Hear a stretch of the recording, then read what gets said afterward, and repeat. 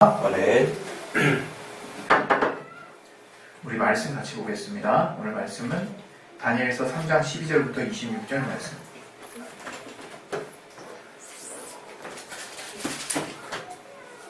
다니엘서 3장 12절부터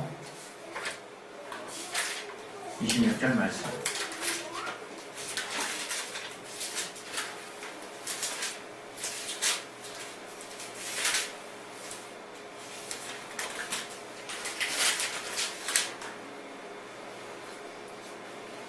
우리 찾으셨으면 좀 기니까 우리 번갈아 가면서 교독하실 텐데요. 내용을 잘 이제 이미 아시는 내용들이지만 또 한번 다시 되새기시면서 우리 읽도록 하겠습니다. 제가 먼저 12절부터 26절까지 12절부터 제가 읽겠습니다. 이제 몇 유다 사람 사드락과 메삭과 아벳느고는 왕이 세워 바벨론 도를 다스리게 하신 자연을 왕이여 이 사람들이 왕을 높이지 아니하며 왕의 신들을 섬기지 아니하며 왕이 세우신 금신상에게 절하지 아니하나이다. 느부갓네살 왕이 이와 공하여 사드락과 메삭과 아벳느고를 끌어오라 명하매 드디어 그 사람들을 왕의 앞으로 끌어올지라. 느부갓네살이 그들에게 물어 가로되 사드락 메삭 아벳느고야 너희가 내 신을 섬기지 아니하며 내가 세운 금신상에게 절하지 아니하니 짐짓 그리하였느냐. 이제라도 너희가 얘기하였다가 언제든지 나팔과 피리와 수문과 사면금과 앙금과 생황과 및 모든 악기 소리를 듣거든 내가 만든 신상 앞에 엎드려 절하면 좋거니와 너희가 만일 절하지 않으면 즉시 너희를 극렬히 타는 풀무 가운데 던져놓을 것이니 능히 너희를 내 손에서 건져낼 신이 어떤 신이겠느냐.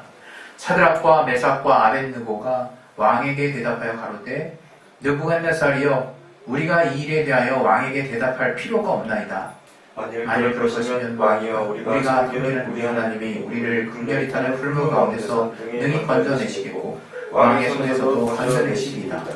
그리 아니하실지라도 왕이여 우리가 왕의 신들을 섬기지도 아니하고 왕의 세우신 금신상에게 절하지도 아니할 줄을 아옵소서. 느부갓네살이 분이 가득하여 사드락과 메삭과 아벳느고를 향하여 낯빛을 변하고 명하여 이르되 그 불을 뜨겁게 하기를 평일보다 7배나 뜨겁게 하라 하고 군대 중 용사 몇 사람을 명하여 사드락과 메삭과 아벳느고를 결박하여 극렬히 타는 풀무 가운데 던지라 하니 이 사람들을 고의와 속옷과 후드와 별다른 옷을 입은 채 결박하여 극렬히 타는 풀무 가운데 던질 때 왕의 명령이 엄하고 풀무가 심히 뜨거우므로 불꽃이 사드락과 메삭과 아벳느고를 붙든 사람을 태워 죽였고 이 세 사람 사드락과 메삭과 아벳느고는 결박된 채 극렬히 타는 풀무 가운데 떨어졌더라. 때에 느부갓네살 왕이 놀라 급히 일어나서 모사들에게 물어 가로되 우리가 결박하여 불 가운데 던진 자는 세 사람이 아니었느냐. 그들이 왕에게 대답하여 가로되 왕이여 옳소이다. 왕이 또 말하여 가로되 내가 오늘 결박되지 아니한 네 사람이 불 가운데로 다니는데 상하지도 아니하였고 그 넷째 모양은 신들의 아들과 같도다 하고 느부갓네살이 극렬히 타는 풀무하고 가까이 가서 불러 가로되 지극히 높으신 하나님의 종 사드락 메삭 아벳느고야 나와서 이리로 오라 하매 사드락과 메삭과 아벳느고가 불 가운데서 나온지라. 아멘.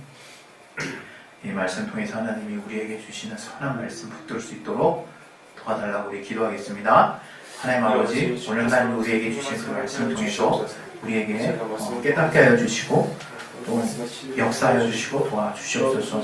말씀을 들을 주를 길어 허락하여 주시고 우리의 마음을 또 붙들어 주시고 마음을 열어주셔서 그 말씀을 또 우리 마음에 또 심고 30배, 60배, 100배 되도록 도와주시옵소서. 성령으로 충만하게 역사해 주시고 도와주시옵소서. 주기 참으로 감사하며 예수 이름으로 기도했습니다.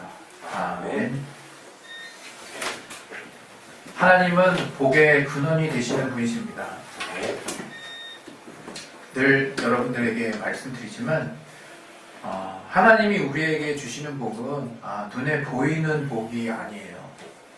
그래서 그 하나님의 복은 말씀을 통해서 우리 영혼에 주어지고 그 결과는 우리의 전 인격에 영향을 받게 되어 있습니다. 성경을 보면 하나님이 사람을 지으실 때 땅을 다스리게 하시고 또 풍성한 또 먹을 것들과 또 모든 만물을 다스릴 수 있는 권한을 주셨다는 것 자체만으로도 우리는 우리의 육신의 환경 가운데 얼마나 하나님이 풍성한 어떤 은혜를 주셨는지를 체험할 수 있습니다. 말씀에는 분명히 우리 인류를 특별한 존재로 지셨다는 것을 하나님이 두드러지게 표현하고 있어요. 그러나 우리가 한편 계속해서 우리가 애형을 통해서 교회의 말씀을 통해서 깨닫지 실제로는 하나님이 우리의 영혼을 어떻게 하신다라고 하는 것들을 우리가 잘 모를 때가 있어요. 구약에도 생기를 그 코에 불어넣으셨다 하는 그 말씀들을 통해서 우리는 단지 우리의 영혼에 하나님 뭔가 영적인 존재로 태어나게 하셨구나 하고 마치 무슨 배우듯이 성경학교에서 뭔가 배우듯이 그렇게 뒤늦게 알게 되고 또 그런 것들을 두드러지게 표현하고 있지 않기 때문에 우린 단지 그냥 그러려니 하고 지나갈 때가 있는 것 같아요. 근데 우리가 분명히 알아야 될 것은 하나님이 우리에게 정말 주시고자 하는 복은 신령한 복에 있습니다. 바로 보이지 않는 복에 있어요. 그래서 그 복을 우리가 받았을 때 우리의 삶이 얼마나 크게 바뀌어져 나가는가 하는 것들을 체험하는 것이 그게 신앙생활이에요. 그런데 우리가 안타깝게도 우리는 이제 흔히 복이라고 하는 것들을 이제 행복이라고 또 말할 수 있는데요. 그 행복을 아마 사전적인 의미로 이제 다들 찾아보시면 우리가 생각하는 거하고 별반 틀리지 않을 거예요. 우리가 삶에서 우리가 살아나가면서 뭔가 만족하거나 기쁘다라고 하는 어떤 그런 느낌을 갖게 되는 상태를 우리는 행복이라고 말해요. 그래서 그러한 정의를 따라서 사람마다 천차만별 다른 기준을 가질 수밖에 없는 거예요. 왜냐하면 살아온 삶에 어떤 역사가 다 다르잖아요.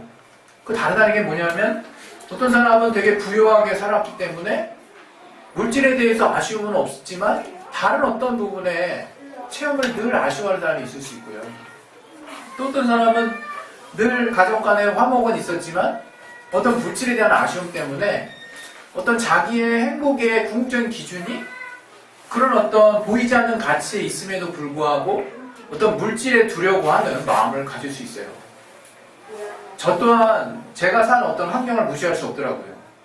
그런 어떤 환경, 제가 살고 있는 살아왔던 환경들로 인해서 제가 해석하고 있는 행복의 가치 내지는 행복의 어떤 기준들은 달라질 수밖에 없는 거죠. 그것은 어떻게 보면 다분히 당연한 어떤 모습들이 아닌가 싶어요. 그래서 보편적으로 우리가 다 다르다고 하지만 우리가 보편적으로 또 아우를 수 있는 가치가 있다는 것을 우리가 또 살아가면서 사회생활을 하면서 또 발견합니다.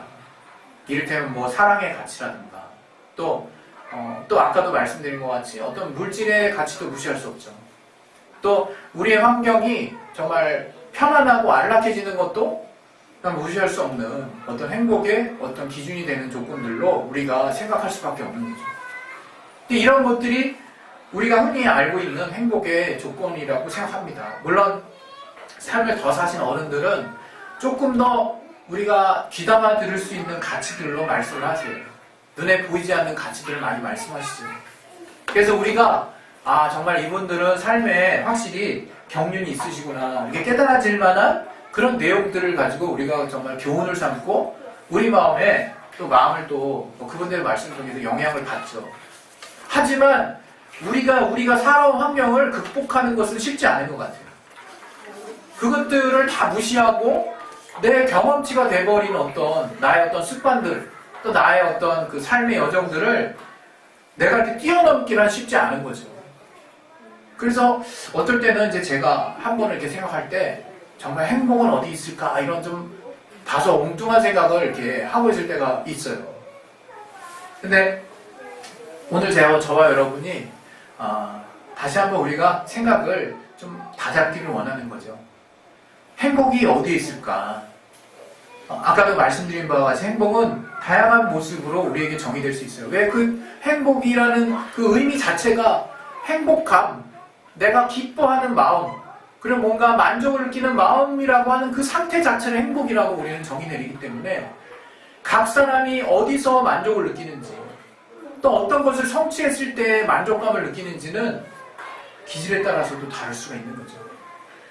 근데 참 신기한 것은 이 성경을 보면서 제가 깨달은 건데 이 성경에는 마치 무슨 뭐 일사불란한 뭔가를 이렇게 막 마치 정말 우리 정치적으로 뭐 공산주의 마냥 이게 싹 다 이렇게 된 것도 아닌데 신기하게 이 구약부터 신약을 아우르기까지 물론 구약에는 물질의 복, 또 자녀의 복, 또 사람의 복, 또 여러 가지 하나님이 주시는 눈에 보이는 복들이 많이 다뤄져 있어요. 열매, 가산, 뭐 이런 것들, 또 풍성한 이렇게 결실.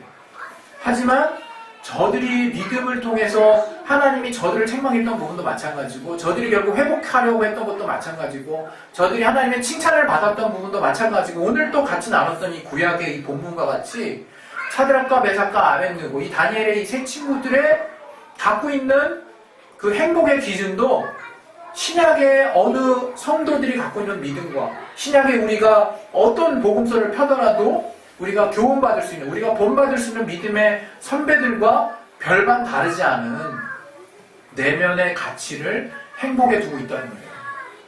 근데 우리는 그것을 쉽게 놓치는, 마치 여기서를 통해서 우리가 하나님 통해서 물질의 복도 받을 수 있구나, 우리가 이것을 통해서 우리의 삶의 환경을 극복해 하실 하나님을 발견할 수 있구나. 왜? 그것은 우리가 당장 어렵고 당장 뭔가 해결받아야 되는 대목들이기 때문에 그런 응답을 받을 수 있어요. 그리고 그것이 잘못된 것도 아닙니다. 하나님은 우리를 전인격적으로 도우시는 분이기 때문에.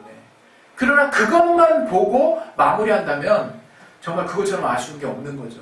본질적으로 이 구약부터 이 신약에 이르기까지 결국 많은 하나님을 만난 사람들의 공통점을 찾으라고 한다면 저들은 정말 보이지 않는 하나님을 인격적으로 만났어요. 인격적으로 만났고 그 보이지 않는 하나님을 통해서 보이지 않은 뭔가를 받아냈다는 거죠. 우리에게 중요한 것은 아마 우리가 예수를 몰랐다면 우리에게 중요한 가치가 아마 정신에 해당하는 부분이라는 것을 우리는 상당히 높게 평가를 했을 거예요. 다 인정하죠. 정신력이라고 하는 부분, 우리의 마음을 어떻게 가지느냐 하는 부분들, 우리의 생각을 어떻게 우리가 붙잡고 살아야 되느냐 하는 것들을 굉장히 중요한 가치로 여기고 우리가 살고 있었을 거예요.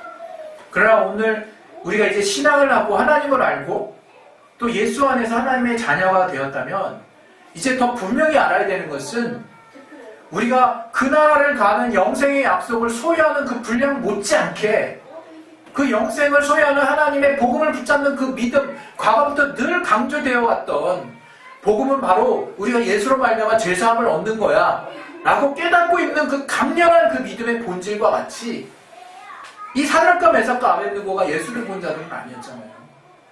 그러나 저들의 믿음을 우리는 본을 삼을 만한 기준으로 이 성경에 나타나 있다는 거죠. 도대체 무엇을 이들을 통해서 우리가 얻어야 될까? 쉽게 말해서 믿음이겠죠. 그러나 우리가 그것을 믿음으로 설명하기에는 너무나 이 사드락과 메삭과 아벳느고가 우리에게 보여준 모습이 더 풍성한 부분이 있다는 거예요. 저는 이 12절부터 26절까지 중간에 딱 끊어먹듯이 그냥 앞절부터 다 읽으려고 했는데 너무 길어서 정말 나름 핵심이라고 여겨지는 부분만 싹 잘랐던 건데 그것도 길었죠. 이 내용의 핵심이 뭡니까? 사드락과 메삭과 아벳느고가 하나님을 잘 섬기는 자들이었는데 이 포로 생활로 바벨론의 포로가 돼서 그 나라에 속해서 그 나라에 나름 다니엘의 추천을 받아서 정말 나름 관리가 됐는데 뭔가 도를 다스리는 그 나라의 어떤 뭔가 어떤 제가 보기에는 어떤 윤리적인 그런 부분을 다스리는 어떤 그런 쪽이 아니었을까 싶어요. 이 친구들이 좀 특별하다 이거예요. 근데 특별해서 딱 곰곰이 살펴봤는데 이게 특별한 게 뭔가 이들만의 어떤 독특함, 그리고 지혜로움도 발견했지만 반면에 이들이 자기네 나라 입장에서는 용납할 수 없는 무언가를 또 하고 있다는 것을 발견했고 또 이들이 그 지혜로움이 그 나라 관리들의 시기를 받았어요.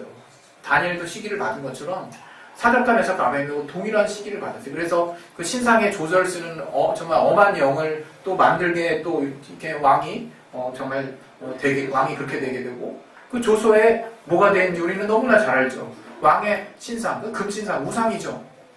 우상에게 절하는 것들에 대한 이제 명이 써였다 이거예요. 근데 이들은 하나님을 섬기기 때문에 절할 수 없었어요. 절하지 않았죠. 그 결과가 어떻습니까? 뜨거운 풀문불에 그냥 갖다 던진다고 조서에 그냥 그렇게 써 있는 거예요. 조서에. 나 왕의 명령이 이렇게 참 살벌한 명령이 이렇게 쓰여지게끔 이렇게 유도한 관리들도 대단하다 싶은데, 그만큼 그냥 그 조서를 보는 순간 누구도 범접할 수 없는, 내가 그걸 참아 정말 절대로 하고 싶지 않은, 우리 공산주의가 뭡니까? 정말 이 국민들이 그 벌벌 떨면서 뭔가를 마음속에 있는 것들을 펼쳐내고 싶어도 마음대로 못하는 그 나라가 사실 공산주의잖아요. 사실 우리가 알고 있는. 마치 그런 것과 같이 정말 이 조서를 보는 사람은 꿈쩍도 못했을 거라, 이거 마음의 어떤 부분도. 그런데 이 사드락과 메삭과 아벳느고의 이 내용 중에 제가 참 항상 허를 차면서 보는 내용이 그거예요. 바로 우리 한번 내용을 한번 보십시다. 16절의 내용. 16절의 내용이 저는 참 이렇게 통쾌하다. 아주 통쾌. 그 내용을 같이 우리 다시 한번 읽어볼게요. 우리 다니엘서 3장 16절을 보면, 사드락과 메삭과 아벳느고가 시작. 사드락과 메삭과 아벳느고가 왕에게 대답하여 가로되, 느부갓네살이여, 우리가 이 일에 대하여 왕에게 대답할 필요가 없나이다. 이게 얼마나 통쾌한지 모르겠어요. 저는. 그러니까 이게 얼마나 정말 뭐랄까요, 이게 황당한 대답인지 몰라요. 당신하고 말할 필요가 없다는 거, 이 부분과 관련해서는. 그러니까 이거는 그 왕을 신성시하는 그 나라의 왕이 들을 때는 이건 거의 신성모독 수준에 해당하는 엄청난 말을 지금 하고 있는 거. 시작, 첫 말을 꺼낼 때부터 16절이 지금 사드락과 메삭과 아벳느고가 첫 마디가 시작이 되는 지금 순간이거든요. 왕은 엄포를 놨죠. 근데 기회도 줬어요. 협박을 하면서. 근데 사드락과 메삭과 아벳느고가 하는 말이 정말 가관이라 이거예요. 가관. 왕에게 대답할 필요가 없나이다. 이 일에 대하여. 저는 그것을 보면서요, 기쁨이 찾아오더라고요. 기쁨. 여러분, 저는 이게 바로 신앙이라고 생각해요. 뭐냐면 비장함이 아니라 어떤 위협적인 상황이 벌어져도 우리가 하나님이 함께 하시는, 하나님의 확신 가운데 거하는 삶을 사는 자는 마음의 여유가 생기게 돼 있어요. 그게 누가 주는 건지 결국에 우리가 깨닫고 알게 되죠. 저는 이들에게서 그것을 본다, 이들. 우리 그냥 과거에 뭔가 정말 딱 학습하는 어떤 틀 안에 갇혀서 구약의 사람들은 싸잡아서 다 막 어떤 수준이고 이렇게 배웠던 그런 수준과 달라요. 그렇게 볼 필요가 없는 거죠. 그렇게 볼 수 없는. 이 사람들을 보면 그 어떤 사람보다도 자유한 사람이라고 여겨져요. 왕이요? 난 당신에게 이 일과 관련해서는 말할 필요가 없다고 생각합니다. 이렇게 지금 얘기하고 있는 거거든요. 그게 얼마나 저 왕 앞에서 얼마나 엄청난 카운터 펀치를 날리고 있는 건지, 그게 저한테 큰 카타르시스를 준다, 이거예요. 이 대목에서, 이 말에서. 그리고 더 나아가서 이제 더 황당하죠. 17절에 보면, 만일 그럴 것이면 왕이여, 우리가 섬기는 우리 하나님이 우리를 극렬히 타는 풀무 가운데서 능히 건져내시겠고 왕의 손에서도 건져내시리다. 저는 이 장면은 차라리요, 별로 이렇게 임팩트가 안 와요. 차라리. 왜? 첫마디를 너무 세게 질러놔가지고 이들이. 당신에게 이런 말 할 필요가 없는데 부연하면 이렇게 느껴진다 이거예요. 부연하면. 그런데 우리의 실제 삶의 모습은 어떠냐? 하나님이 우리를 역사하실 거야. 여기에 강조점을 두고 있다 이거예요. 마치 그 마음속을 엄청 불안하고 안 되게 하시면 어떡하지라는 그 두려움에 가득 찬 모습으로 하나님을 내가 완전하게 붙들지 못하는 모습이 막 그냥 곳곳에 있는 모습과 같이 여겨진다 이거예요. 우리는 이 두 번째 사실 강조점을 찍어요. 많은 부분에 하나님 우리와 함께 하실 겁니다. 얼마나 우리가 단위에서 우리 성도들이 영체하면서 이런 어떤 부류에 또 이런 타이밍에 우리가 아멘을 외쳤고 함께 하시기를 할렐루야를 외쳤습니까? 틀렸다고 말씀드리는 게 아닙니다. 그러나 저는 우리가 정작 더 할렐루야 할 것은 그 앞절에 있다라고 생각하는 거예요. 그 다음 절에 하나님이 우리를 살리게 하는 얼마나 영광스러운 말입니까? 이 말이 틀렸다는 것이 아니에요. 이 말은 너무 당연한 말이라고요. 이렇게 말을 안 해도 되는 거예요. 앞말에 다 쓰여 있으니까. 앞말에 당신에게 말할 필요가 없습니다. 그 말이 바로 이들이 말하고 싶은 말이에요. 그러나 부연하면 그럴 것이면 조건을 달았다 이거예요.